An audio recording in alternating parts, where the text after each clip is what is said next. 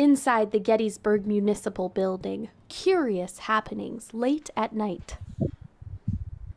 Phantom footsteps, doors mysteriously closing, and an aroma without a source. It smells like just a faint whiff of, like someone had been cooking chili.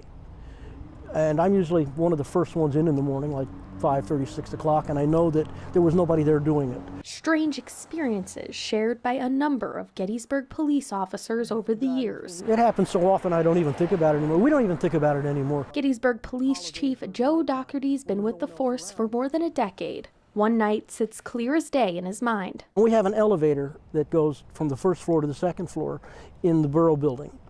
And I was the only one on duty, and I heard a ding. The elevator came down from the second floor and the door opened up. There was nobody in the elevator, and I know I was the only one on duty at the time. Chief Dougherty reacted like any officer would. I wasn't scared. I guess what I thought is, how did somebody come in through the main door without me seeing them?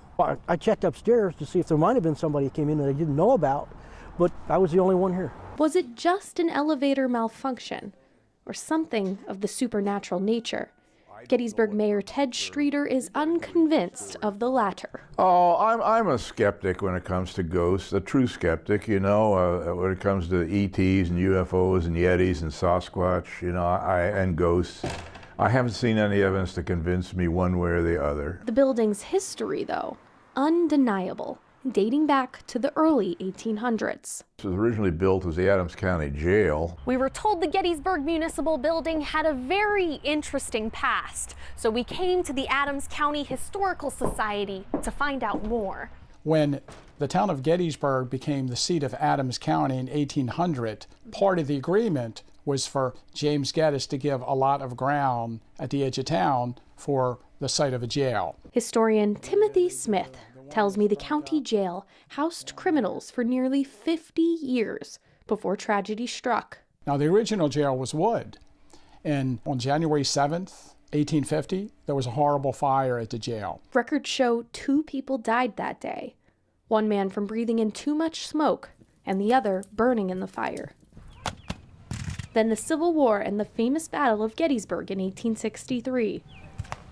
Where the Union defeated the Confederate Army led by General Robert E. Lee. That was the bloodiest battle in American history, part of the 3-day bloodshed happening at the steps of the Adams County Prison. And there were Confederate sharpshooters in the edge of the town at the time of the battle, all around this building, firing up at Cemetery Hill, and there were Northern soldiers firing back. Smith says soldiers died right outside of the prison, and within the prison, more death. Notably, there were 2 executions at the jail. During the mid-1800s, one man was executed inside the jail, another sent to the gallows on prison property. A third man, Frederick Smith, cheated the hangman, committing suicide in his jail cell. It doesn't surprise me that people would be freaked out or spooked because of some of the things that happened in the town and see ghosts. However, Smith remains a non-believer. Right. Historians are, would always find a reason not to believe in ghosts, I'm sure. In 1889, a 3rd story was built, and that's the present-day structure of the building. From 1949 to 1992, the building served as the Adams County Library. Since then, it's been the municipal building. Although historians study the history of the building, Smith says it's impossible to know the cause of the noises. He offers this explanation. It's drafty, and it has lots of noises created in the building, because of the method of construction. Could it be more? If you hear something, you can't refute the fact that you heard it.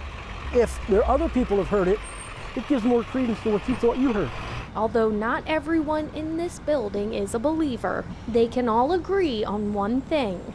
If there was a spirit roaming these halls, his name would be Gus. In Gettysburg, Adams County, Grace Griffithson, Fox 43 News.